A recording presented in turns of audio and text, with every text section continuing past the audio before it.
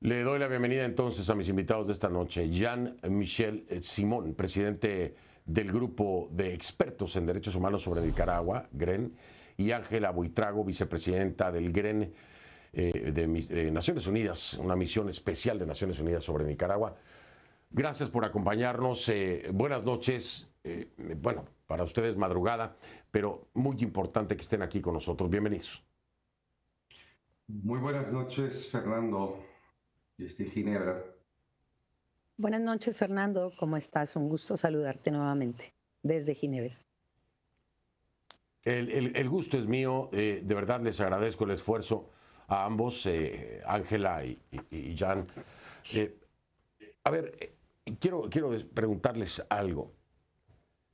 ¿Fue sorpresa para ustedes, después de todo lo que ya se había reportado, fue sorpresa para ustedes algo de lo que encontraron?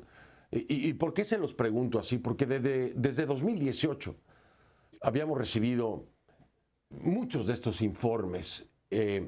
Para ser honesto, para ser franco, creo que esto viene a confirmar lo que no se había podido aterrizar en un principio. Pero, dada la dimensión de esta investigación, Jan y Ángela, ¿hubo algo que los sorprendiera fuera del contexto de lo que ya más o menos conocíamos? ¿Quién quiere iniciar, Jan o Ángela? Adelante.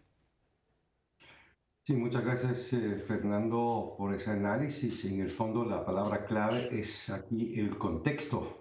Justamente es un contexto de sistematicidad y de generalidad de derechos humanos violados y de ataques contra un sector de la población civil que nos hizo llegar a la conclusión de crímenes de lesa humanidad. Es ese el contexto que lleva a la esfera internacional todas las violaciones que se venían documentando, denunciando a las esferas nacionales e internacionales. Y es más, lo que no sorprendió fue ese contexto, sino lo que nos sorprendió fue la sistematicidad y la particular crueldad con la cual uno por uno se implementaran en una táctica muy bien afinada todos estos elementos que nos hicieran llegar a esta conclusión. Entonces, lo que sí es de una cierta manera sorprendente es más bien el modus operandi y la táctica utilizada, la instrumentalización de los poderes del Estado y muy en particular, más allá de los ataques al derecho a la vida, al derecho a la integridad física, al derecho a la integridad psíquica de las personas, la utilización del sector de justicia en el cual la acusación es igual al proceso y el proceso es igual a la sentencia, es decir,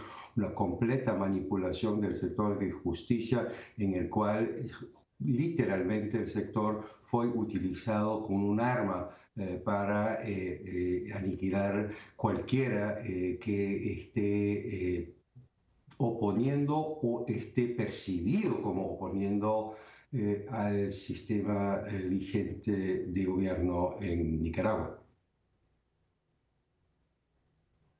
Esto que dice Jan a mí me llamó muchísimo la atención cuando estaba leyendo el informe, porque no es nada más el opositor definido como tal por una estructura política contraria, no, es también este término de percibido.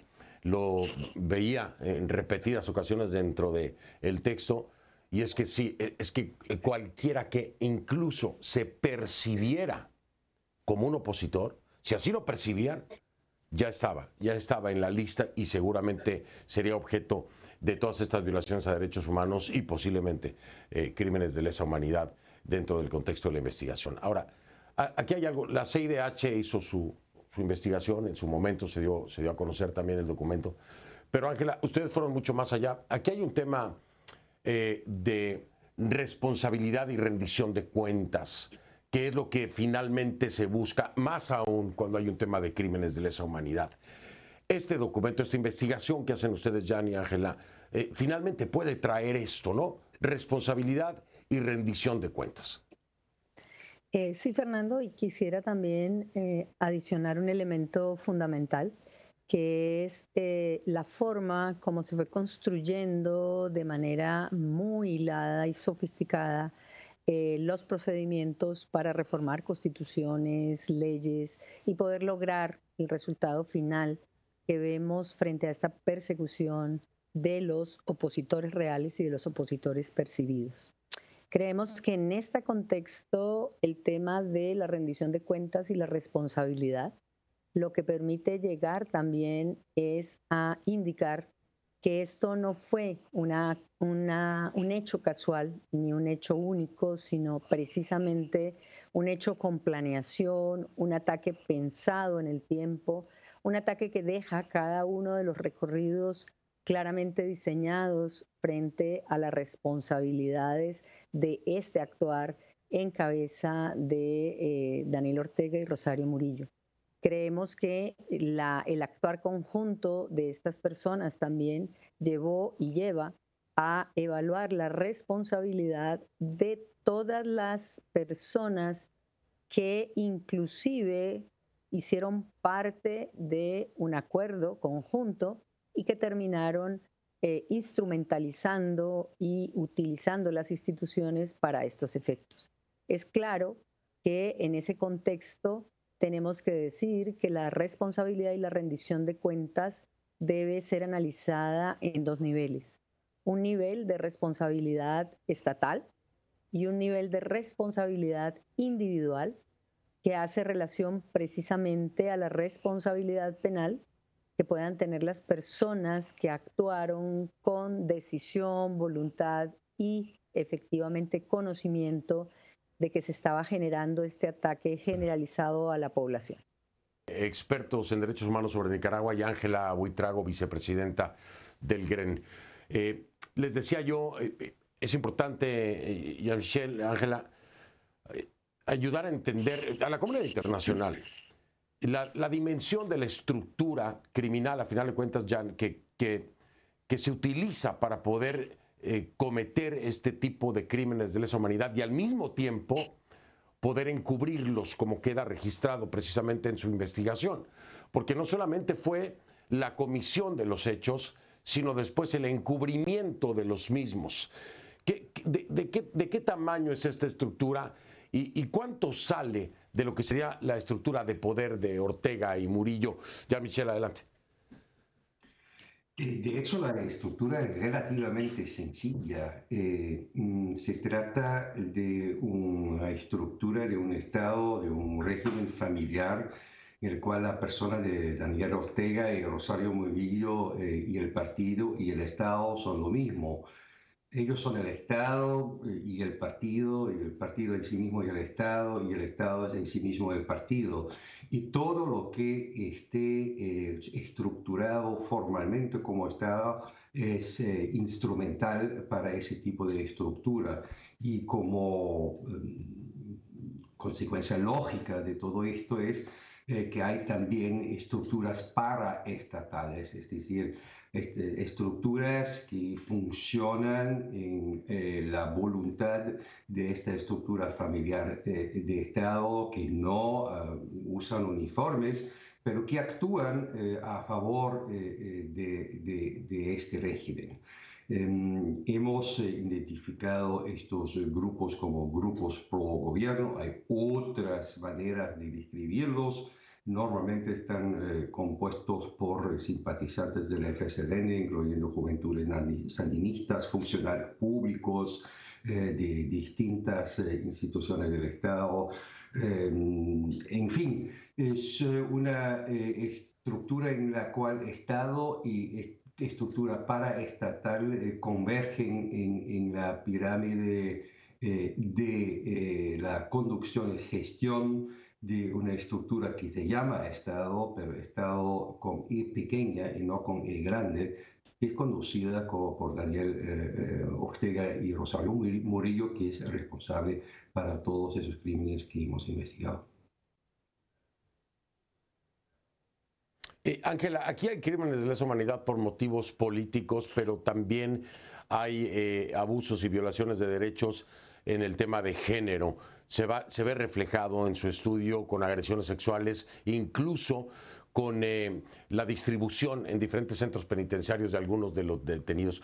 Esto forma parte, por supuesto, del informe, pero también hay una muestra de que se convierte en un tema sistemático para generar miedo, para torturar o para obtener información, a final de cuentas, Ángela. Sí, Fernando, el mandato, entre otras, incorporaba la perspectiva de género como parte del análisis y de la investigación. Intentamos hacer una primera fase desde el punto de vista de observar en términos generales todo lo que significa perspectiva de género, es decir, no solo el tema del trato a las mujeres, sino el trato al género de manera genérica y a la población diversa. Y hemos encontrado que inclusive hay procedimientos de discriminación, obviamente también, además de todo lo que significa el tema de la detención arbitraria, doblemente discriminatoria en términos de género en los casos que se investigaron. Sin lugar a dudas, también tenemos ejemplos de eh, situaciones en solitario que generan también una serie de afectaciones psicológicas y en particular a Dora María Telles, que lo podemos ver y lo ha hecho público también, el tema en particular que estuvo encarcelada en una cárcel de hombres, casos de otras personas que fueron a través de la detención objeto de desnudez y obviamente de violaciones sexuales. Sobre estos supuestos creemos que el tema de género no solamente es una visión del mandato que nos concedieron, sino la necesidad de entender también cómo esta población sufre mayores y atroces hechos que quedan reflejados en parte de la investigación, pero que debemos seguir profundizando ante la realidad. Y un elemento particular también que debemos comentar, y es algo que tú decías, Fernando, al principio. Nosotros no hemos podido entrar a Nicaragua y hay muchos de estos casos que todavía están dentro de Nicaragua y que todavía pues no se han podido conocer en toda su extensión. Esto significa que hay una gran parte que puede estar también siendo en este momento controlada, no solo por la situación en particular de no poder ingresar, sino por la situación de miedo que conlleva el estar dentro del objetivo de una persecución como esta. ¿Cómo se puede ampliar las sanciones sectoriales a instituciones e individuos? Pues creemos importante entender que hay mecanismos también a través de la imposición de sanciones que de una u otra manera generen la obligación de que Nicaragua reconduzca la actividad y la conducta. Esto significa entender también que en algunas ocasiones, cuando se necesita apoyo económico y sobre esos supuestos también participación extranjera para Nicaragua, también sea una condición el exigir que se cumpla con el principio de protección que existe como un acuerdo multilateral y que se proteja a los nacionales, condicionando en muchos casos también la ayuda y la entrega o inclusive la parte económica. Creemos que desde ese punto de vista es fundamental ver que este tipo de sanciones puedan ser efectivas también en términos de la exigibilidad de los estados de determinados comportamientos y obviamente de no hacer esta corrección, pues podrían ser objeto de sanciones que están plenamente establecidas por el sistema internacional, que llevaría responsabilidad y a alguna clase de implicaciones desde ese punto de vista. En este caso no son sectoriales, son individuales y deberíamos decir que las sanciones que nosotros recomendamos en particular son sanciones individuales en torno a cada uno de los aspectos que hemos mencionado. Igualmente, hay otra clase de sanciones que también puede optar los países, los estados y sobre todo la Asamblea en términos de actividad dentro del seno del Consejo y de la ONU. Así que todos estos elementos podrían completar ese catálogo de posibilidad de responsabilidad, posibilidad de exigibilidad y desde ese punto de vista, sin lugar a dudas, reconducir y corregir una violación sistemática a través de estos mecanismos.